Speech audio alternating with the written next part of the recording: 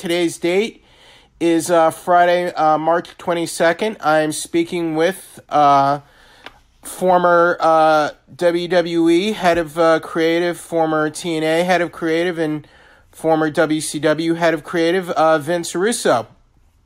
Vince, we have WrestleMania season is well underway. We're going to have WrestleMania weekend right around the corner. It's going to be close to it's in New Jersey. You're from the New York area. Do you have any plans to be around WrestleMania weekend events coming up in the next couple weeks? Bro, are you nuts, bro? Let me tell you what's happening around the start of WrestleMania season. What's happening around the start of WrestleMania season is Major League Baseball kicks off, bro. Next Thursday is the first official day of Major League Baseball season, and I am far and away a much, much bigger fan of baseball than I am wrestling. So I'm looking forward to that season started. I got my fantasy teams in place. I'll be honest with you, bro, and, people can call me bitter. You call me whatever you want. I have zero interest in WrestleMania. It's bad enough, bro, that I have to watch it because, I have a podcast. I podcast every day of the week over at russosbrand.com. I do shows every day of the week, so watching wrestling and watching WrestleMania is part of my job. If it wasn't part of my job and it was not, earning me a paycheck, I would have zero interest in watching WrestleMania. So, Vince, with baseball starting, do you know what that means? What does that mean? It means we're going to look forward to another World Series win by the Houston Astros, who will become the champions again. Are you an Astros guy? I'm from Houston, actually, so yeah, I am an Astros guy. I predicted them to win it last year. I thought they were going to repeat last year. I thought far and away they had the best pitching, and they didn't get the job done, but they'll definitely be up there again. You know what? I had a good feeling last year, and man, the Boston Red Sox, they were just a monster last season, and after we were knocked off by the Red Sox, I'm like, okay, the Dodgers are there again. Let the Dodgers do it this time. The Dodgers were good sports about losing in LA the year before, but the Dodgers just can't get it done. That they can't get it done in the playoffs or the World Series. So, but hey, bro, thanks for that. I'm happy for you because you got a lot to look forward to. The Astros have a great team. The Astros have a young team. Unfortunately, bro, because I am from the New York area, my father was a old New York Giants fan, and when the Giants moved to the West Coast, my father didn't change stripes. So I grew up a San Francisco Giants fan. And unfortunately, they're going to lose 90-plus again this year. So, I'm glad that your team's good, bro, and you'll have something to root for the whole year. Okay, and who is your team? The Giants, San Francisco. Okay, cool. So, a lot to look forward to with that. So, we have your plans down for WrestleMania season. Now, there's a lot of talk about, if I can ask you, what the main event might be for WrestleMania 35. Since you are keeping up with the product, we have Brock Lesnar versus Seth Rollins. The other world title match we think might be Kofi Kingston versus Daniel Bryan, and the Raw Women's title match, Ronda Rousey versus Charlotte Flair versus Becky Lynch. Do you think this is the year that women are going to main event WrestleMania? No, I don't think so, bro, because I would think... I don't have any inside information. I'm not one of these guys that calls around. Because I don't care. Literally, it's not important to me. But I would think and I would believe that they're going to put the title on Seth Rollins. And if that's what they're going to do, then that's how they have to, end WrestleMania. That's the WrestleMania moment, Seth Rollins beating Brock Lesnar and, nothing against the women, nothing against, Daniel Bryan and Kofi. But, with the WWE, that is the WrestleMania moment. And I would think that's how they have to end the show. But with the whole women's revolution and how Ronda Rousey, an Olympic medalist, UFC champion, has come in, has dominated the WWE in the women's division. Would this be a great opportunity to sort of capitalize on that movement and sort of maybe give the moment to Becky Lynch to end the show? Yeah, it could be, bro, and I'm not arguing that at all. But, again, just keeping in mind, having worked for the WWE and, again, with my podcast now, having followed them closely, I just know how they work. And if I'm just going by, just their behavior and the pattern, it's all about that WrestleMania moment. I mean, yesterday on my, I got a show on Westwood One, Truth with Consequences, and we looked at, WrestleMania 10.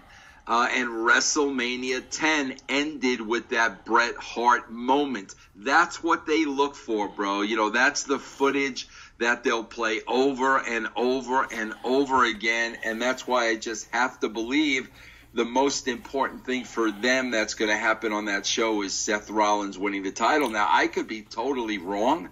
But again, I'm just going by patterns and the way they do business. Well, I mean, I definitely see the parallels with Yokozuna and Brock Lesnar and Bret Hart conquering like that unconquerable monster. And I mean, you definitely have that. You definitely have that storyline going in because Lesnar's held the belt for so long, and he even beat Roman Reigns in the main event last year. So that I definitely could see why they would go for that type of storyline. Yeah, but again, I'm just going, like a fan or like anybody else. Right. I don't have any inside information. I'm just really going by the WWE pattern and the way they do business, and I mean that's what I would think. I totally understand. I'm just kind of curious, like where to get your feeling on where you think they might go, not so much that you might have some inside info on it. Right. Yeah, that's what I would think. I mean, that's the way I think they've set the table here. What do you think of how the handling of Ronda Rousey in recent weeks? Recently, her character has sort of gone through a major shift. She's sort of come out and she's gotten a lot of controversy online, for making comments like wrestling is scripted. I own this place, blah, blah, blah. I own all these women, blah, blah, blah. Her husband, a UFC fighter, has shown up on TV. There's kind of this, to use some insider terms, there's a work shoot sort of style with Ronda right now. And they've had her sort of turn heel. And I'm just curious what you think of that, because some of this seems reminiscent of your sort of era. Yeah, well, I mean, bro, that should have been Ronda's character out the chute. They totally killed Ronda Rousey's character when they came over. I swear to God, bro, when I look at it now, I literally ask myself the question, like, did Vince McMahon, like, even know who Ronda Rousey was? Did he have any idea who she was? Did he watch UFC? Did he watch her over there? Did he watch any of her interviews? Because, again, in typical WWE style, we're going to sign Ronda Rousey and we're going to make her a baby face and give her all the baby face attributes. She's going to come down the ramp smiling and she's going to give away her gloves to the kid. All that WWE bullshit. And that was never Ronda Rousey in the first place. They literally, they literally put her in a position where she had to act. She wasn't being natural. She was trying to be somebody she wasn't. And they did so much damage to that character coming out of the chute. And again, like the WWE, because they don't get it right the first time. Well, now we got to circle it around. That didn't work, so now we got to make her a heel. But, and you could tell in this role she is much, much more comfortable, and that should be the story. She comes from the MMA world. She should be able to kill any woman in the wrestling business. That should have been the story from the get-go. It took them, they had to make mistakes first to come around to it. I love the touch of her husband being there last week. I thought that was great. But like I said, I don't understand, why, again, typical Vince, to typical fashion, she's going to be a babyface, and they just killed her coming out of the gate. Now, not to pile on to WWE, but sometimes it gets expressed that perhaps WWE and Vince McMahon are out of touch with their audience and out of step with their audience. And I'll give you an example. Like now they're pushing Kurt Angle versus Baron Corbin at WrestleMania, which is supposed to be Kurt Angle's final match of his wrestling career. And the reaction so far has been negative, and they're sort of making that a part of the storyline on TV.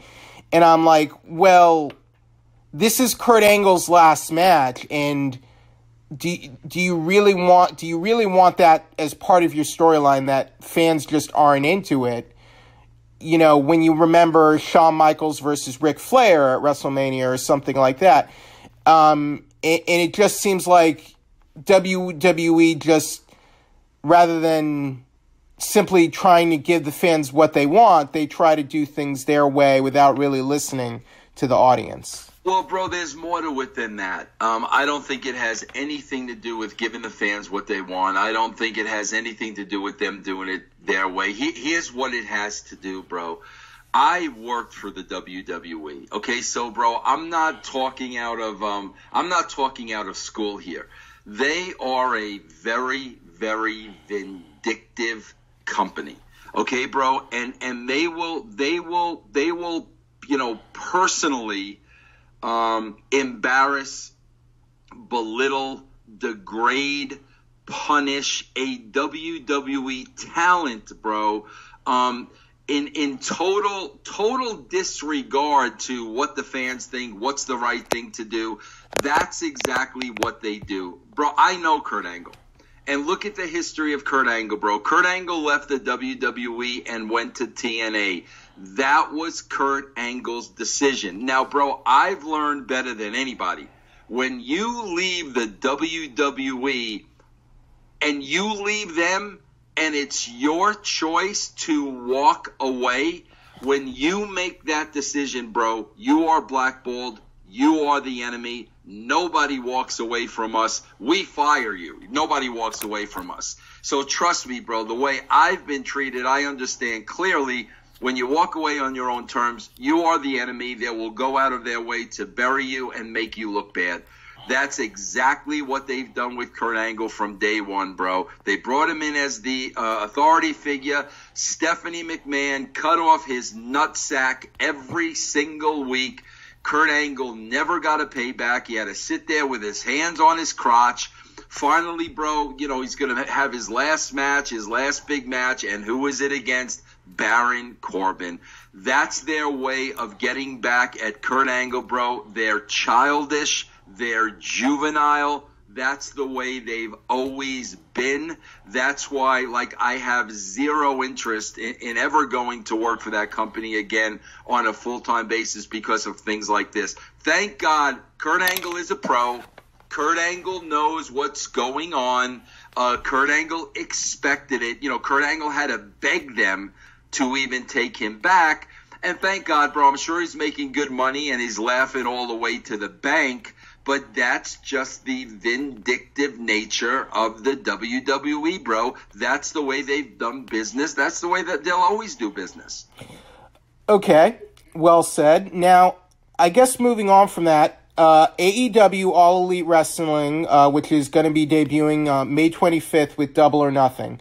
Now, what I think is interesting is that we're hearing a lot of stories about WWE superstars who are approaching the end of their contracts, who are maybe trying to look at the lay of the land and maybe thinking about making a jump to another promotion, and WWE is concerned about talents leaving. Now, I don't know how true this is, but the way it looks like to me is that even if it's temporary, the guys and women, they have a bit of leverage, and they're using it right now to maybe get bigger deals in WWE, or maybe possibly signing a big money contract elsewhere. Do you think this is a good thing for the business? And and talent having leverage again. Oh no, bro! Listen, any time that more work is involved, I mean, that's a great thing for the business, boy. That's a great thing for the boys. I mean, I'm pro boy, bro. When I was working at freaking TNA, and I was asked flat out by one of the wrestlers, do you think the wrestlers should unionize? While I was working for TNA, and it could have got me fired,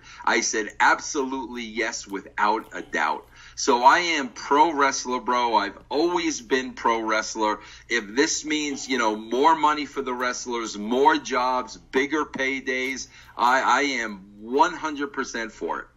Should WWE be worried about AEW? Because, I mean, look, they've already sold out the MGM Grand Garden Arena, when WWE has a bit of a fan attendance issue right now, and they do have the backing of two billionaires in the Khan family. Bro, I don't think so. I mean, I'm just being honest with you. As much as I would like to say yes, I mean, I don't think so. The WWE has been the only game in town for so long. I mean, bro, when you look at the Saudi Arabia deal, when you look at the Fox deal, and, you look at the money they're bringing in, because quite frankly, they've been the only game in town for such a long period of time. I think the WWE is in trouble. I think that's silly to believe. And like, bro, let's be honest. I mean, there's such a level of arrogance when it comes to the WWE that I would love to see somebody come along that's a threat. I really would, because, it would take them down a few notches and maybe force them to put their egos in check. But, bro, the fact that they've been the only game in town for so long, and I mean, I think it's great, bro, that AEW sold out the MGM Grand, but, bro, you're talking about, okay, bro, they sold out All In, and now 6 months later, there's another big show that they sold out. Bro, of course they can sell out big shows. I mean, there's no doubt in my mind, if they ran one big show every 3 or 4 months, it would be a sellout. No doubt in my mind. But, I mean, bro, when you're talking about competing with Vince McMahon, I mean, we're not talking about 4 shows a year. I mean, you're talking about TV. You're talking about, weekly programming. You're talking about house shows. I mean, there's so many areas that you have to compete with them from. And I mean, starting at ground zero, that's not easy. And again, I could tell you that based on experience with TNA. That's what we experienced at TNA. So I want them to be successful, bro. I want the boys to make money. But, I mean, them being a serious threat to the WWE, I mean, I don't know about that. Now, if we could rewind a little bit, if you could take me back to TNA in 2006, at the time I thought if there was one guy you want to build the company around, and there's one guy you want to put the rocket ship on and build your roster around and make the face of your company, it was Samoa Joe. And I guess what was happening in TNA that they just didn't see Samoa Joe as that guy? Did Samoa Joe have an attitude problem? Was he tough to work with?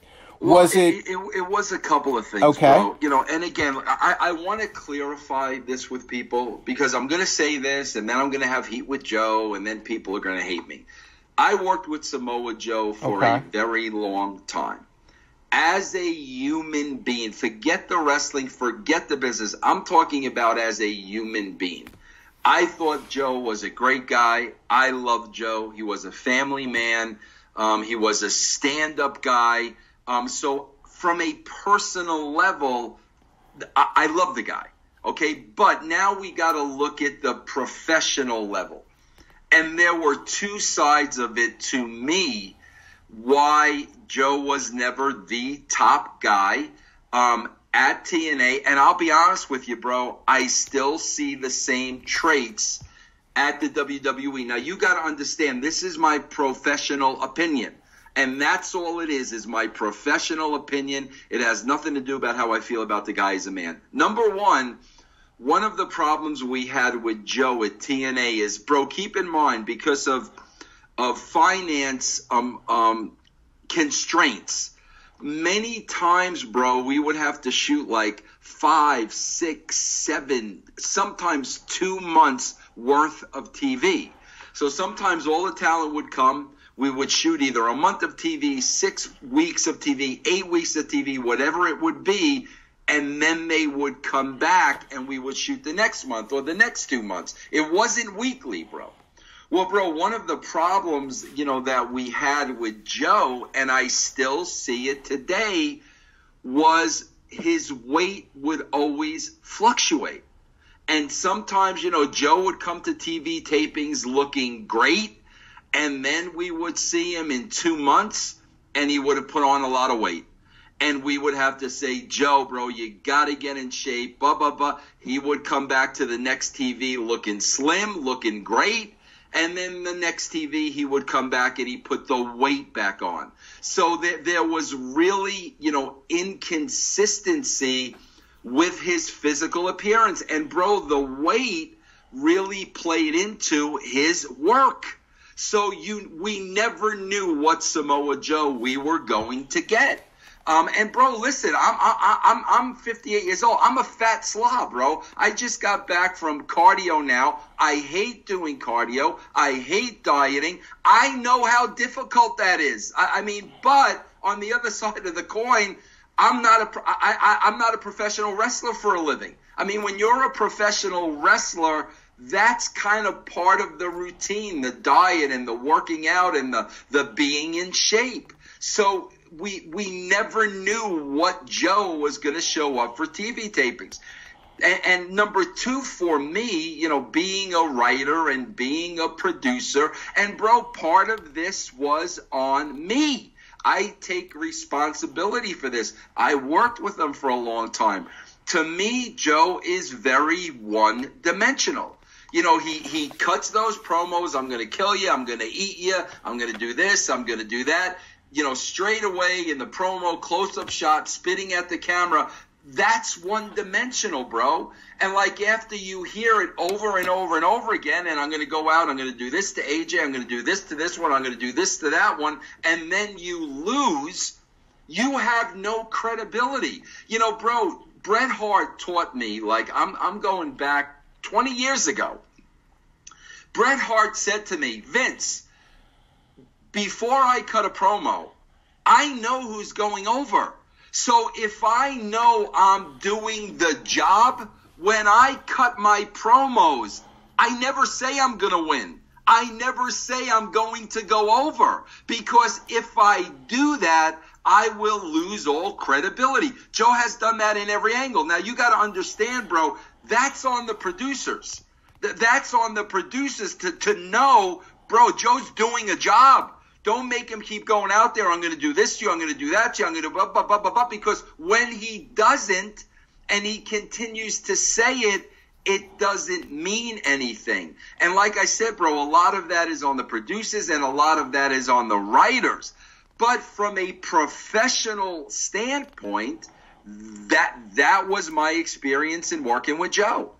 Okay, fair enough. Interesting. Now, if we could rewind a little more, I know you've publicly had your issues with Bruce Pritchard, but I was listening to Bruce Pritchard's podcast, and he did credit you that in 1999, you were the sort of mastermind for pushing Triple H into the main event and giving Triple H his main event run, which apparently Vince McMahon just didn't see Triple H as a main event talent back then. Is that accurate? Bro, you know what that was all about? And it goes back to, this is why I'm telling you, bro, like, I'm telling you things based on experience.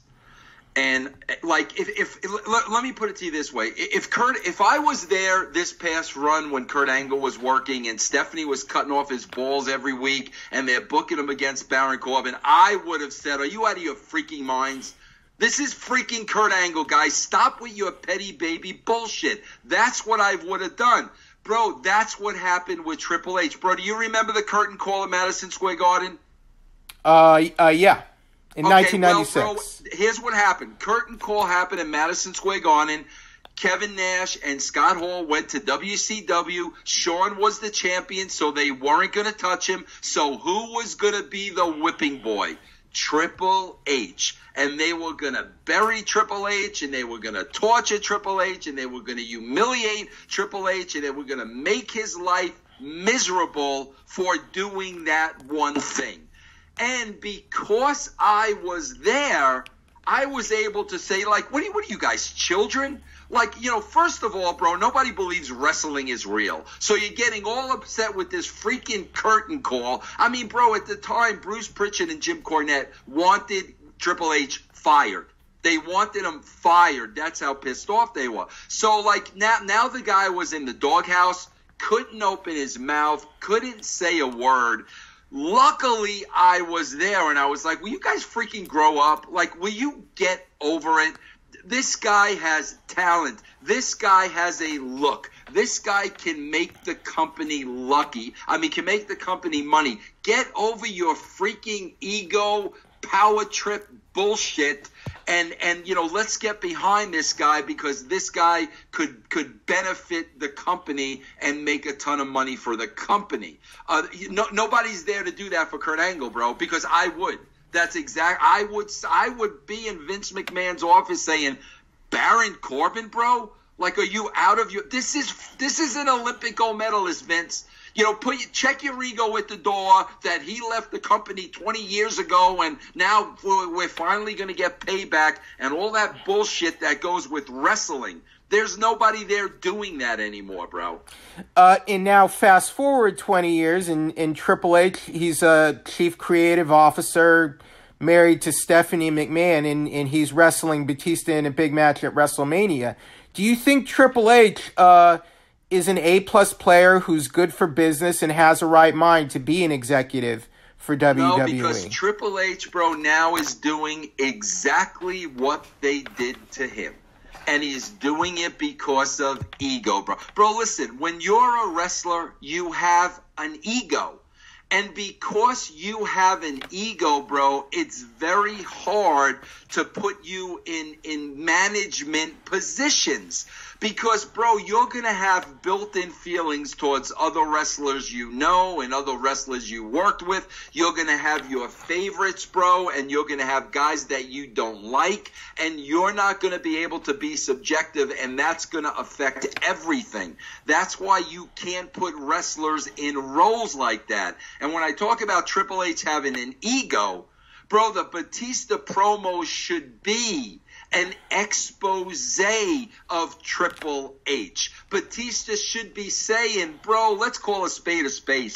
A spade a spade. You don't even love your own wife. You've never loved your wife. First of all, you kicked China to the curb, and you saw Stephanie as a ticket to the throne.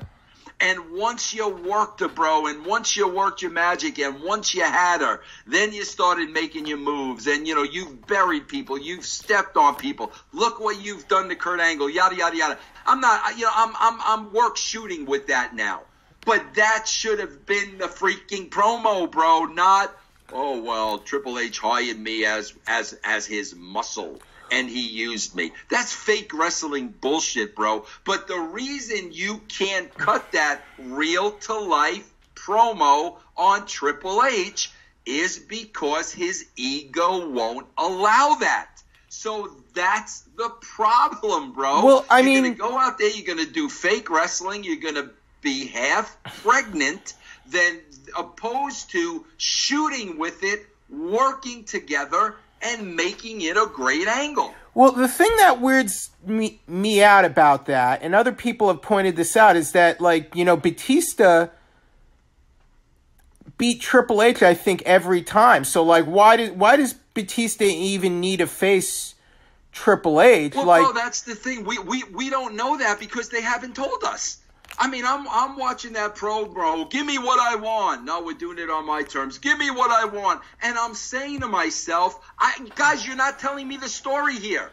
I don't understand why Batista is so upset with Triple H. And, bro, I know a lot of that has to do with Batista was trying to get work again in Triple H at WWE, and Triple H wasn't returning his calls and blowing him off like he was a piece of shit. Then all of a sudden, Batista makes this movie that makes millions of dollars. Well, bro, tell us that. Don't make us guess. We don't know what's going on behind the scenes. So that's the problem, bro. We don't know. They don't tell us. They kayfabe us. Bro, why does Vince McMahon have a stick up his ass when it comes to Kofi Kingston?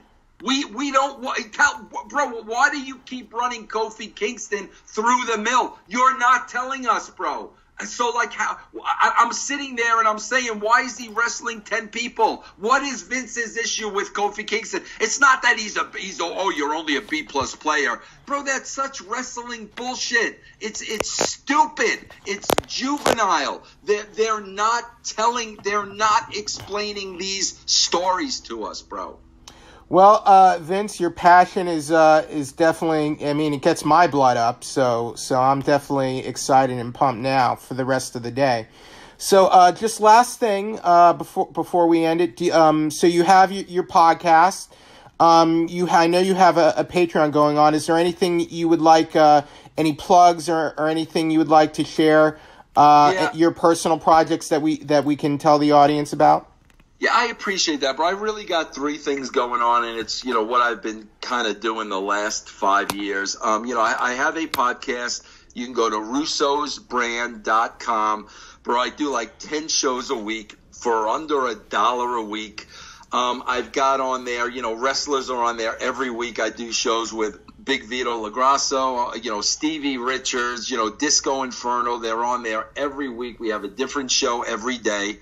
I'm also on Twitch, bro. You can sign up Twitch. I go on there practically every day and, talk to the wrestling community. That is at twitch.tv/Vince Russo Live. And then lastly, I do, a show on Westwood One, Truth with Consequences. And what that really means is my whole career, I've told the truth, and there have been consequences, and I don't give a shit because I'm not a worker, I'm not a liar, and I can look myself in the mirror, and that's the most important thing to me. But it's on Westwood One. It drops Tuesday mornings like 3 a.m., Truth with Consequences, and there's a Patreon that goes with that, and that's patreon.com/Russo Kuhn with a K, TWC. Those are the 3 things I basically concentrate on. Well, Vince, thank you so much for taking the time out of your day to just speak with us for a little bit today. And I hope you have I hope it's a good baseball season for you. Best of luck to the San Francisco Giants, even though the Astros are going to be taking it home again and winning another World Series. So you can't keep a good World Series championship team down, and it'll be the Astros' year. So best of luck to them. Yeah, I mean, they got a good shot. And Jeff, I appreciate you taking the time and having me on the show, man. But also, just want to say, it looks like you're keeping yourself pretty well together at 58. So I wouldn't call you a fat slob. Yeah, I didn't know if you were going to put this on video or not, bro. And I literally just got back from the gym, and I did not have time to get in the shower. So that's why I'm looking. Hey, I'm younger than you, and I'm having trouble getting up in the morning and getting started with my day. And you're getting up early in the morning and you're doing cardio. So I'd say you're doing pretty good right now. So well, I appreciate props. That. I mean, I gotta force myself to do it, bro. But you got to do it when the older you get, man. All right, thank you, and have a good baseball season. Appreciate it, sir. All right, Jeff. Thanks, man. It's great talking to you. Thank you. Bye.